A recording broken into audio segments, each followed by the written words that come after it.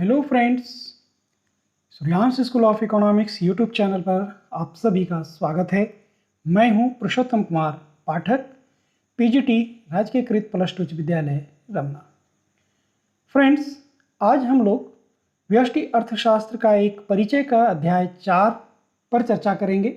अध्याय 4 का नाम है पूर्ण प्रतियोगिता की स्थिति में फर्म का सिद्धांत। तो आइए हम लोग पहले देखते हैं कि चर्चा के मुख्य बिंदु कौन कौन से हैं। तो चर्चा के मुख्य बिंदु हैं पूर्ण प्रतियोगिता का अर्थ और इसकी विशेषताएं, पूर्ण प्रतियोगिता में फर्म का आगम। तो चर्चा प्रारंभ करते हैं पूर्ण प्रतियोगिता के अर्थ से। तो पूर्ण प्रतियोगिता बाजार का क्या अर्थ है? बाजार की ऐसी संरचना को पूर्ण प्रतियोगिता बाजार कहा जाता है जिसमें क्रेताओं और विक्रेताओं की संख्या बहुत अधिक होती है तथा सभी विक्रेताओं के द्वारा समरूप वस्तुओं का विक्रय किया जाता है। अब हम लोग देखते हैं कि पूर्ण प्रतियोगिता बाजार की कौन कौन सी विशेषताएं हैं। तो पूर्ण प्रतियोगिता बाजार की विशेषताएं, इसकी पहली विशेषता है क्रेताओं और विक्रेताओं की बड़ी संख्या। एक पूर्ण प्रतियोगिता बाजार में क्रेताओं और विक्रेताओं की संख्या बहुत बड़ी होती है। बहुत बड़ी होती है, इसका प्रभाव ये होता है कि कोई भी एक व्यक्तिगत क्रेता या विक्रेता बाजार की क्रिया पर अपना प्रभाव नहीं डाल सकता है। एक विक्रेता के द्वारा बेची जाने वाली वस्तु की मात्रा बाजार की कुल पूर्ति की तुलना में बहुत ही कम होती है।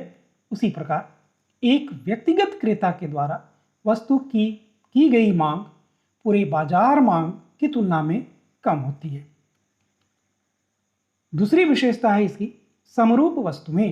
पूर्ण प्रतियोगिता बाजार में प्रत्येक फर्म एक ही जैसी वस्तुओं का उत्पादन करती है। दो वस्तुएं एक दूसरे के समरूप होंगी। इसका मतलब है कि दोनों वस्तुएं एक जैसी हैं। दोनों का रंग, रूप, आकार, वजन और पैकिंग एक जैसी ही होती है। इतना ही नहीं बल्कि दोनों वस्तुओं को विक्रेताओं के द्वारा बेचने का ढंग भी समान होता है। मान लिया जाए कि एक विक्रेता एक वस्तु को आपके घर तक पहुंचा रहा है और एक विक्रेता अपने उत्पादन स्थल पर ही बेचने का प्रयास कर रहा है, तो दोनों के बेचने का ढंग अलग अलग हो गया। तो वैसी परिस्थिति में दोनों वस्तुएं समरूप नहीं होंगी, बल्कि एक क्रेता दोनों वस्तुओं में विभेद कर सकता है। तो ये दो मान्यताएं, क्रेताओं और विक्रेताओं की बड़ी संख्या और समरूप वस्तुएं, क्रेता और विक्रेता को कीमत स्वीकारक बनाती हैं। कीमत स्वीकारक होने का अर्थ ये है कि एक विक्रेता बाजार में वस्तु की प्रचलित कीमत पर अपनी वस्तु की जितनी मात्रा चाहे उतनी मात्रा को वो बेच सकता है। यदि अगर उस वस्तु की कीमत को वो बढ़ाना चाहे, वस्तु की एक भी इकाई नहीं बिकेगी। क्यों?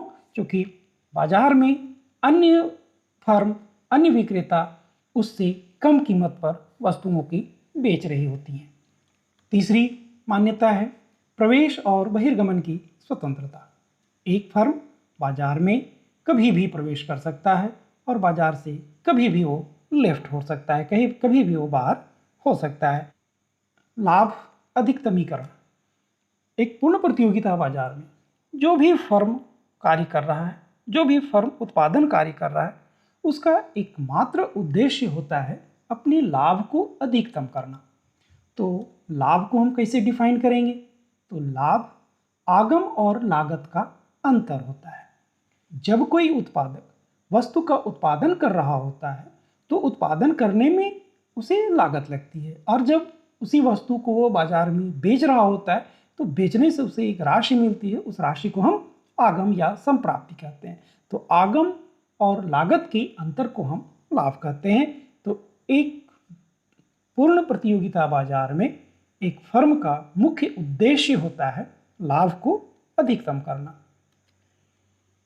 इस प्रकार के बाजार में सरकार का कोई हस्तक्षेप नहीं होता। सरकार का कोई हस्तक्षेप नहीं होता कहने का मतलब है कि वस्तु के उत्पादन या बिक्री पर सरकार कोई भी कर नहीं लगाती और सरकार किसी भी फर्म को किसी भी प्रकार की सहायता प्रदान नहीं करती है। तो ये जो 5 विशेषताएं हैं, ये 5 विशेषताएं वाले बाजार को हम शुद्ध प्रतियोगिता बाजार कहते हैं। लेकिन अगर एक प्रतियोगिता बाजार को पूर्ण होना होगा तो पूर्ण प्रतियोगिता बाजार होने के लिए इन 5 विशेषताओं के अलावे भी 2 विशेषताएं और होनी चाहिए, जो कि हैं उत्पादन के साधनों की पूर्ण गतिशीलता। मतलब उत्पादन के जितने भी साधन हैं, चाहे वो भूमि हो, पूंजी हो, श्रम हो या साहस हो, चाहे तो एक फर्म से दूसरे फर्म में वो जा सकते हैं। इसकी 7वीं विशेषता है बाजार का पूर्ण ज्ञान।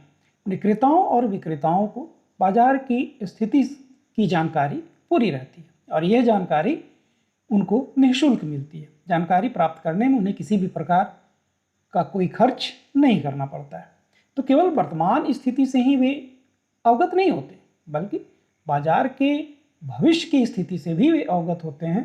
तो कहने का मतलब है कि बाजार का पूर्ण ज्ञान बाजार की अनिश्चितता पर पूर्ण विराम लगाता है। अब हम लोग देखते हैं पूर्ण प्रतियोगिता बाजार में आगम। तो पूर्ण प्रतियोगिता बाजार में एक फर्म कीमत स्वीकारक होता है, मतलब दी हुई कीमत पर वो अपनी वस्तु की इच्छित मात्रा का विक्रय कर सकता है।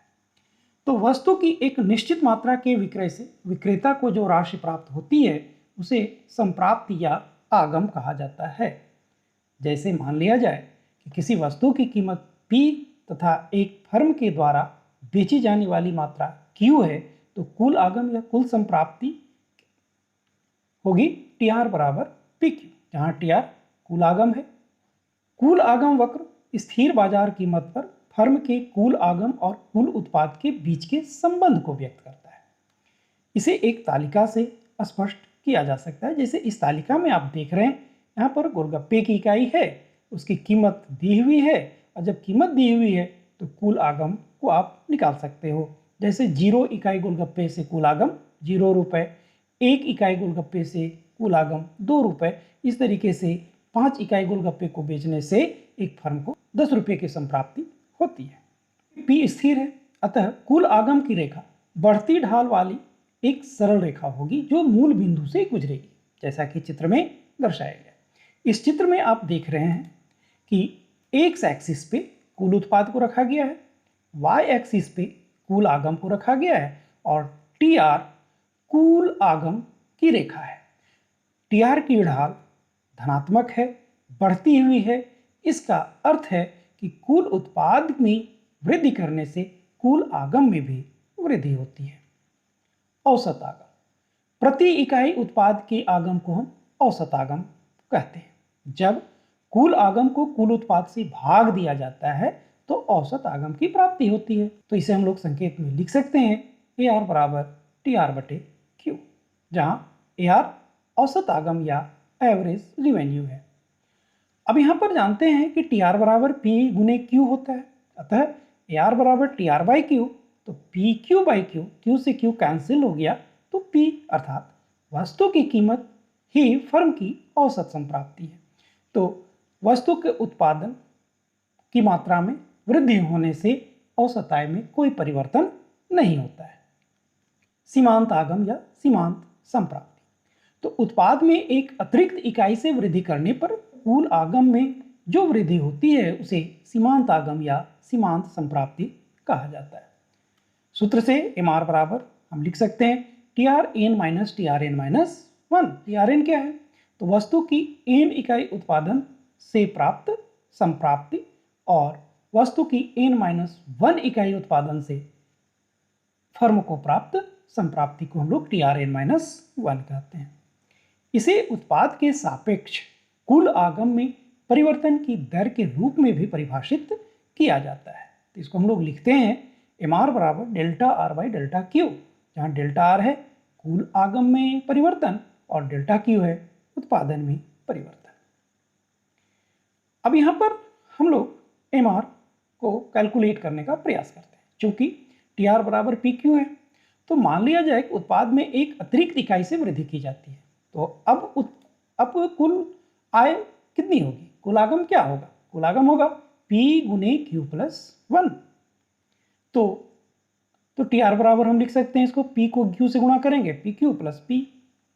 तो कुल आगम में कितनी वृद्धि होगी? कुल आगम में वृद्धि होगी एम आर बराबर P Q plus P minus P Q cancel बराबर पी। इस प्रकार सीमांत आगम भी कीमत के बराबर होता है। तो सीमांत आगम की रेखा भी उत्पाद अक्ष के समांतर होगी। औसत आगम और सीमांत आगम की रेखा को चित्र से दर्शाया गया है। तो इस चित्र में आप देख रहे हैं कि एक्स एक्सिस पे उत्पाद को रखा गया है, वाई एक्सिस पे औसत आगम हम सीमांत आगम को रखा गया है, और उत्पाद अक्ष के एक समांतर रेखा खींची गई है और वह रेखा है ए आर बराबर एम आर बराबर पी। इसका मतलब है कि वस्तु की एक निश्चित कीमत पर एक फर्म अपने उत्पाद की जितनी चाहे उतनी मात्रा को वह बेच सकता है। तो आज के इस वीडियो में आपने पढ़ा पूर्ण प्रतियोगिता बाजार क्या है, पूर्ण प्रतियोगिता बाजार की विशेषताएं क्या क्या हैं, और एक पूर्ण प्रतियोगिता बाजार में फर्म के आगम की स्थिति क्या होती है। तो उम्मीद करता हूं कि आज का यह वीडियो आपको पसंद आया होगा, और आज की संकल्पना समझने में अगर कहीं कठिनाई आई होगी तो आप अपने प्रश्न को हमारे कमेंट बॉक्स में अवश्य प्रश्न करेंगे। आपके प्रश्न का उत्तर देने का प्रयास किया जाएगा। आपका बहुत बहुत धन्यवाद।